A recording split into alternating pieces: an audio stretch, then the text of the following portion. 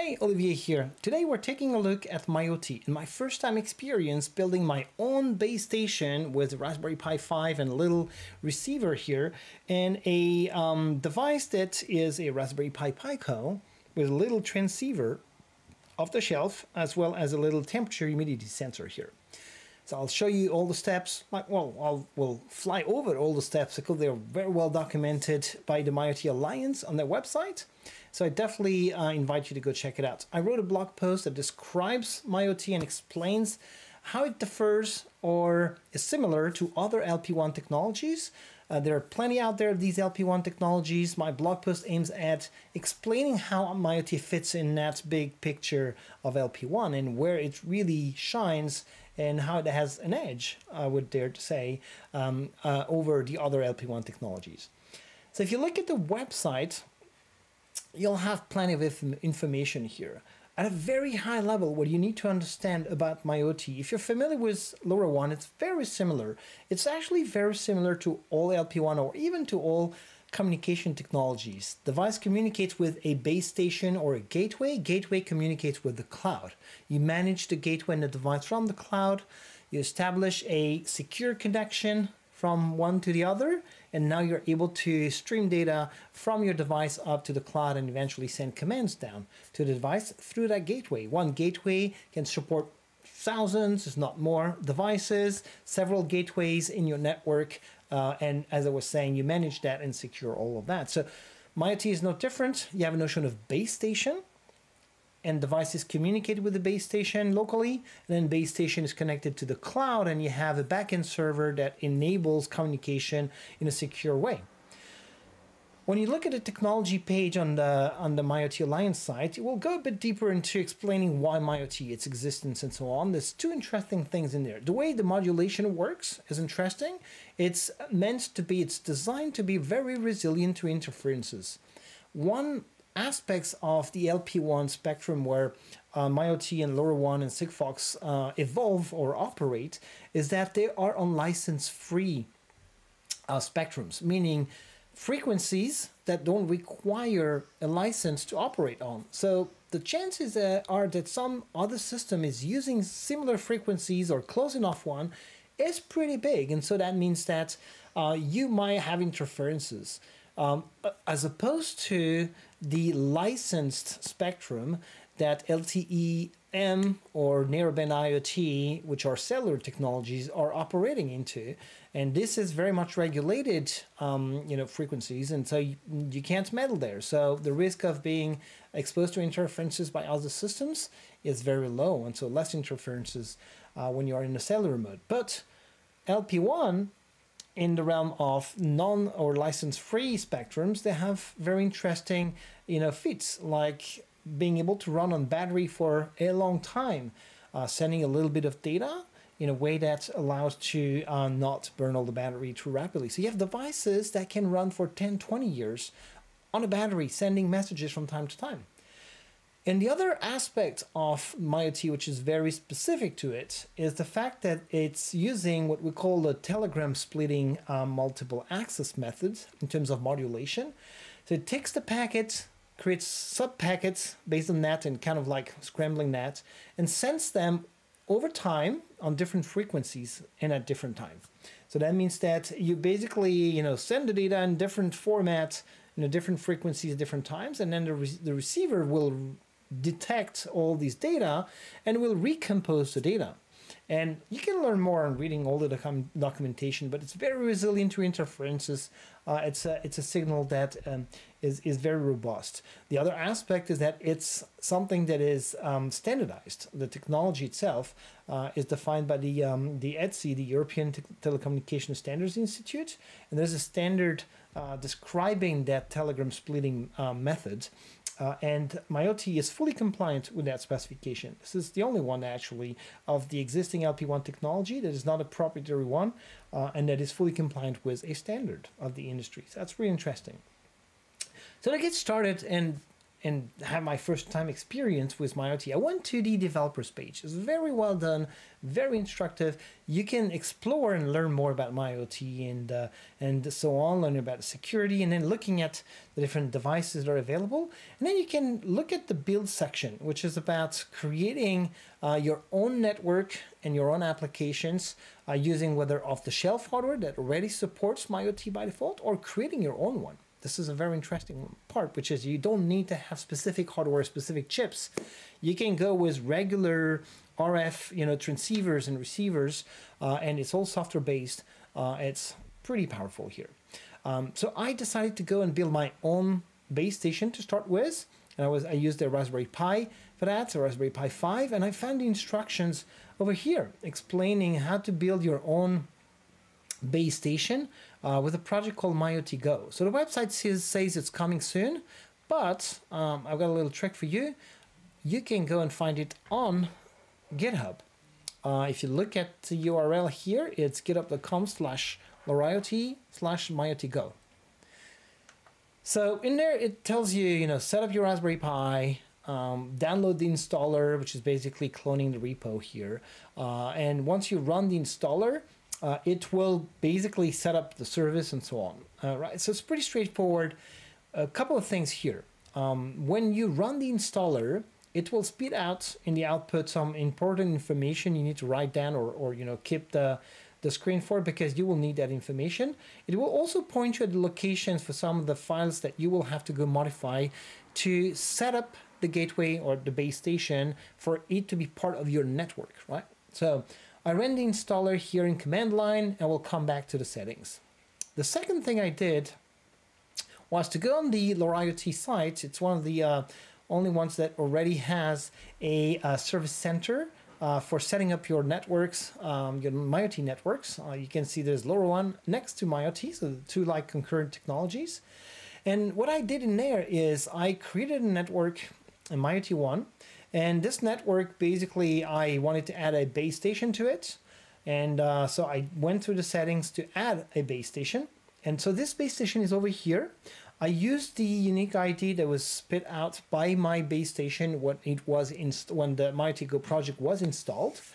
And then I went in there and retrieved the information for connecting this gateway to my network. So in this certificate tab here, I was able to find the TLS CA cert.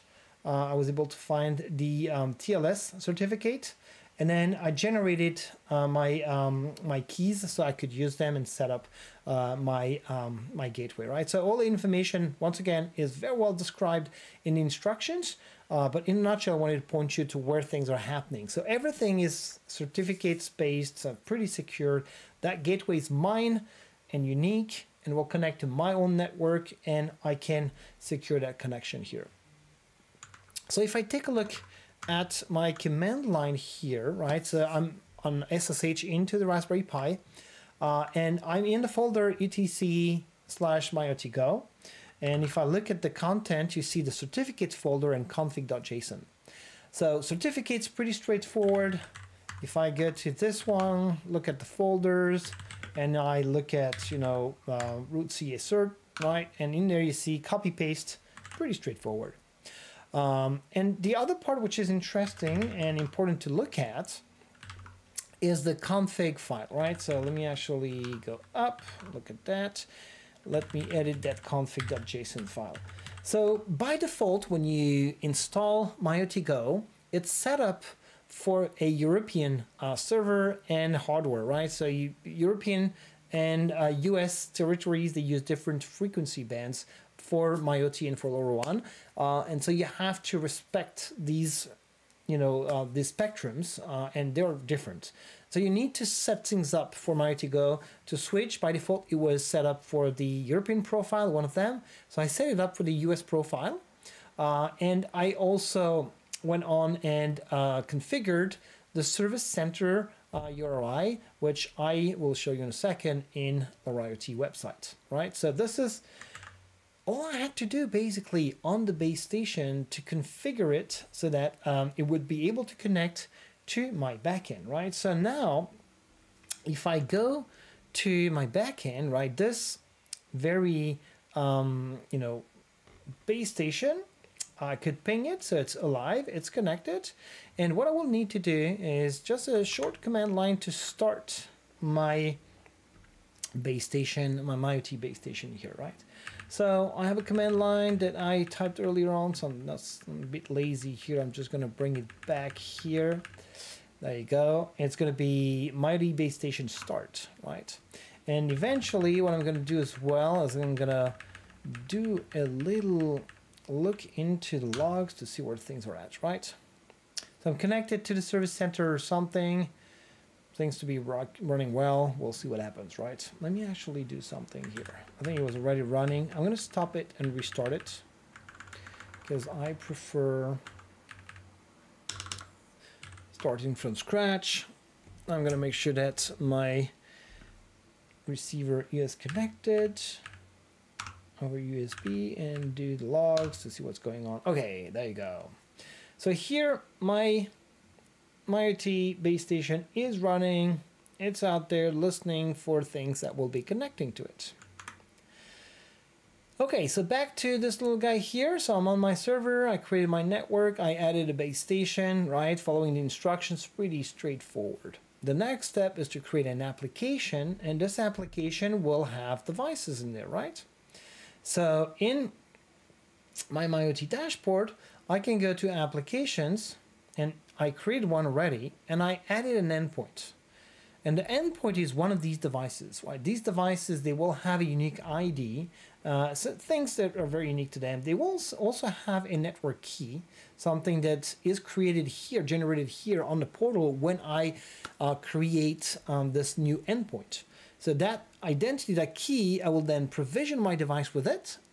You'll see it's in code in my example here. So there are best practices for doing that correctly. But basically, I was able to put that code into my code, that key, sorry, into my code for that device to be authorized to connect. Another thing I had to do was to attach this endpoint to the specific set of base station I have on my network.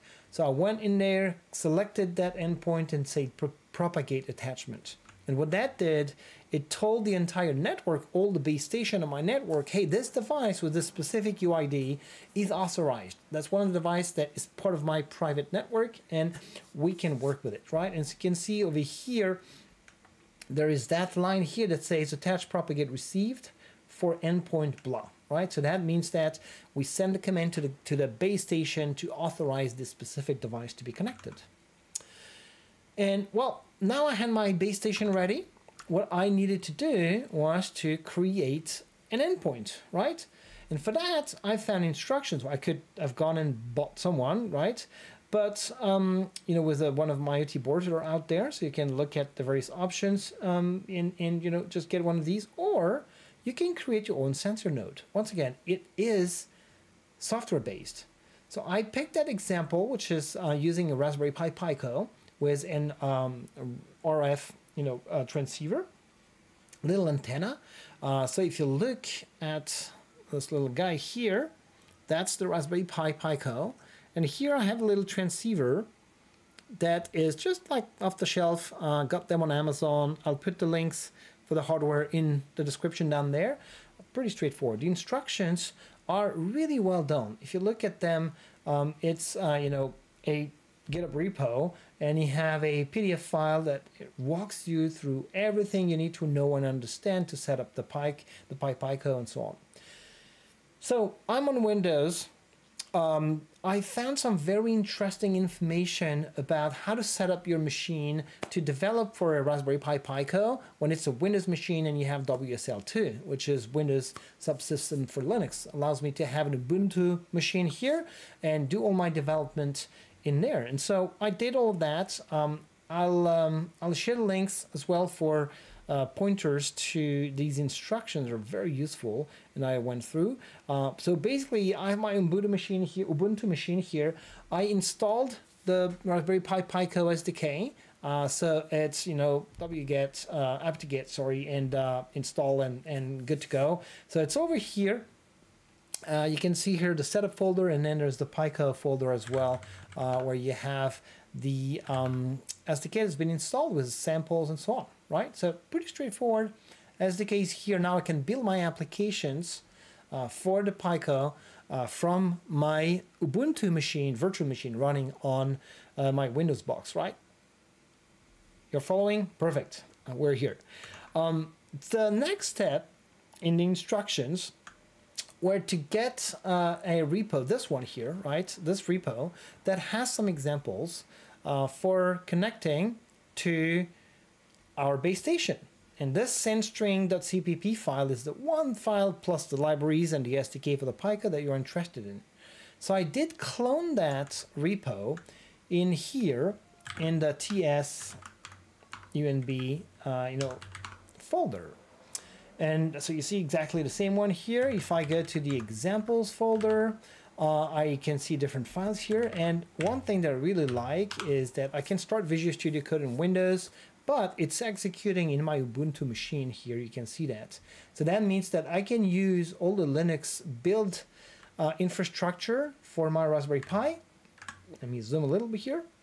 So it's like setting up everything here, but you get the point. The gist of it is I'm running Visual Studio. It feels like I'm on Windows, but no, it's actually running in Ubuntu. And I don't have to go through the hoops and whatever to install compilers and make and CMake and so on for Windows. It's all running natively in Linux here. It's pretty practical. So this first example, the sendstring.cpp, is very basic and straightforward. It will just send every, let's see how often, every every 4 seconds, it will send a little string here, which is LO, onto the network, right? And then we'll blink the LED. It's pretty straightforward. So in there, I had to change a couple things. This is important once again because the code is designed or proposed by default for European market. And so here I had to go down there and pick the US version, and also needed to pick up the right transceiver. There are two versions of the transceiver recommended to use, the RFM69W and RFM69HW. So I have the first one, so I made sure to pick the right one here in order to not have any problems, right? The information that is the MAC address and so basically the unique identifier of the device were hard-coded here. Not a big deal, honestly, but certainly something you want to do, differently when you go to production. That's for sure. So this little guy here, nothing particular to say about it, apart from the fact that what you need to go do on your application when you add a new endpoint, is, let me actually show you how that looks like. When you enroll a new endpoint, you'd give it a name, and then you enter that information I just saw in the code here, right? So that information eventually will be generated, if you do that in the proper way. So I did that to create that endpoint here. It's down there. That's pretty much all I had to do on the back end to enroll my device onto my application. So if I go back to the code here, the other thing that I think I went and changed were the pinning here. I followed the instructions to go all the way down to the second part, which is connecting a sensor for temperature and humidity. But the first part actually is not using that. But if you want to change where the sensor and the transceiver are connected on the Raspberry Pi, I definitely invite you to go look at the documentation. I did a little change of pins so that I don't want to tinker with the connectors while doing a demo, but that's pretty much it. The rest was just working.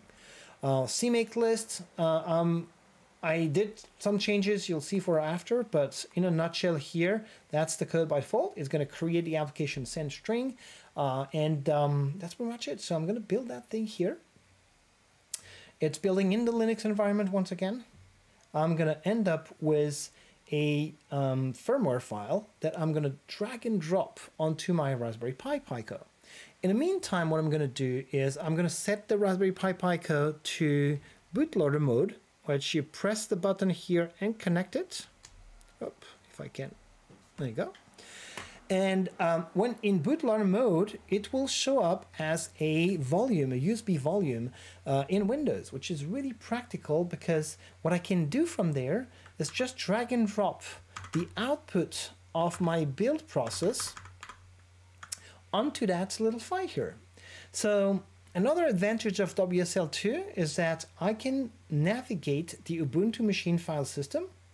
So if I go where my project is, right, so Pico, it was in the example, oh, sorry, not in the example, it was in TSUNB, examples, build, right? And here I just generated that sendstring.uf2. I'm dragging it onto the Pico2 folder, and the device is rebooting, and now it's starting to run.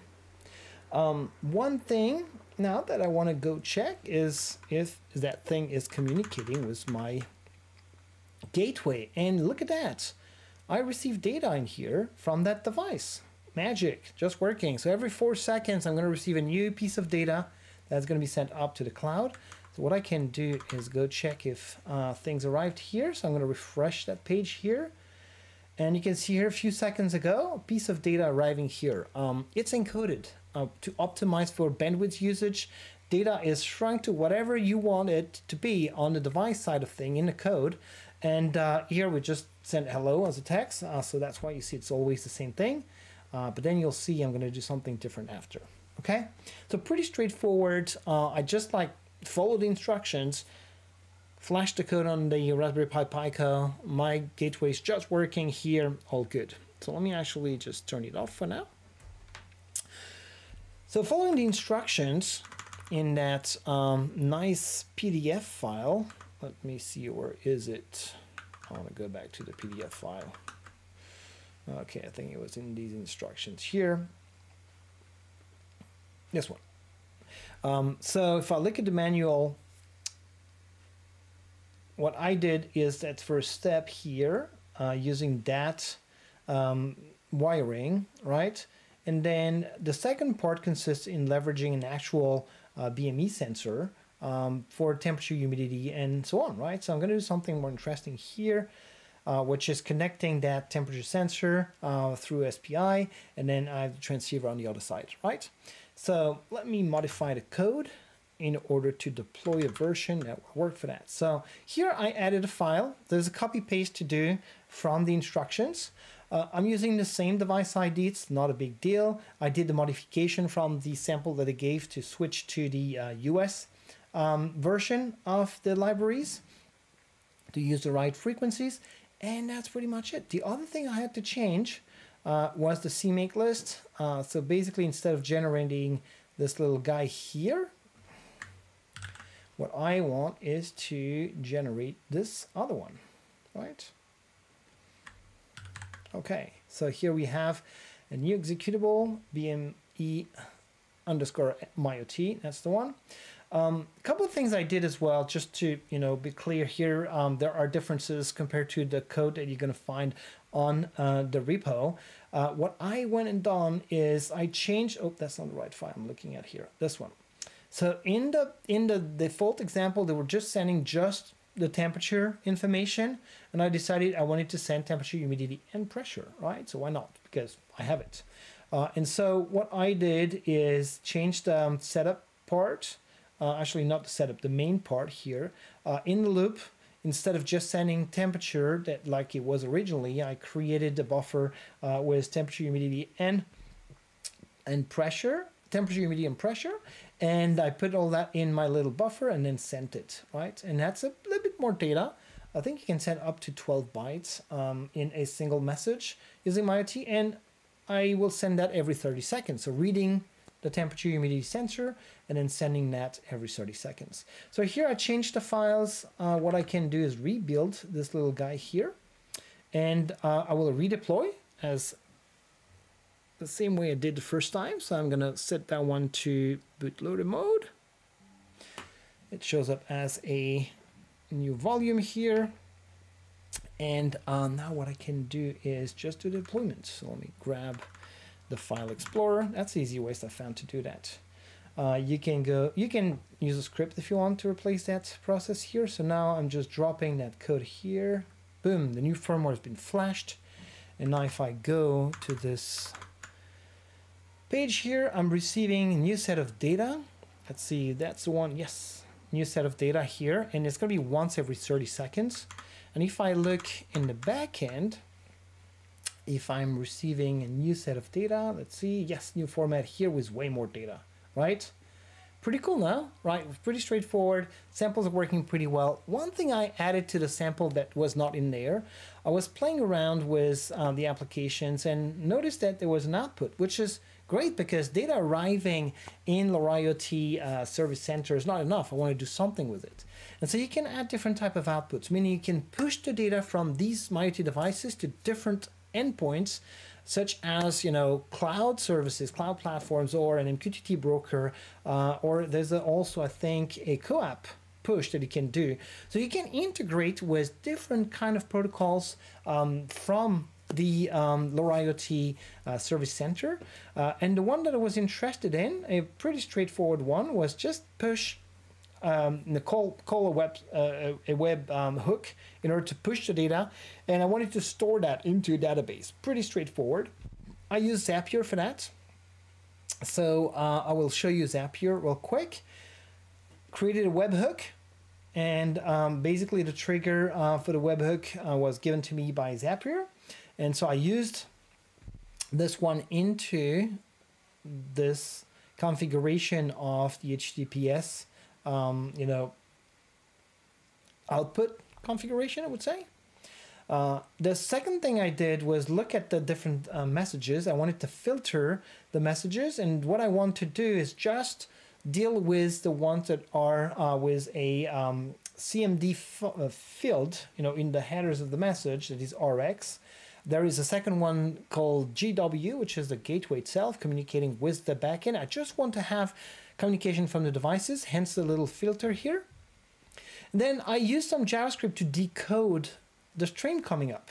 And so the stream is coming in this, you know, byte array. And what I want is to extract from that the temperature, the humidity, and the pressure. If I look at the code that is generating that little, you know, array of bytes, you see temperature is in the first 2 bytes, humidity in the next 2 ones, pressure on the last 4 ones, right? And so here, if I look at my code, it's JavaScript, you can do whatever you want in there. So I picked up the data, and then I did a parse to transform that into what I need, and then I went into to pick up the data the way I need it, right? So, and then I send that as outputs with temperature, humidity, pressure, and a timestamp. Last but not least, I did create a database item in Notion. The Notion, if you don't know Notion, pretty cool tool. I definitely recommend you try it out. So if I show you my database, it's pretty empty. There's going to be a device UI, a message, temperature, humidity, pressure. For now it's empty because I've not activated Zapier yet. So in that create database item in Notion, I set up the account, picked which database I wanted to go into, and then you see the fields are pre-populated. Zapier detected them. There's going to be the time that I'm picking from the output of the previous part of this app, device UI, humidity, temperature, pressure, right? So let's just activate this Zap here and see what happens. We should see in a few seconds new data popping up over here. Next time there is, you know, the device pushing data to the LoRaIoT backend, it's gonna show up here, right? So 30 seconds in between. I can continue tap dancing until it happens. Let's see if the thing is still sending its data as well, right? So making sure. Okay, let's see data. Come on, new entry point.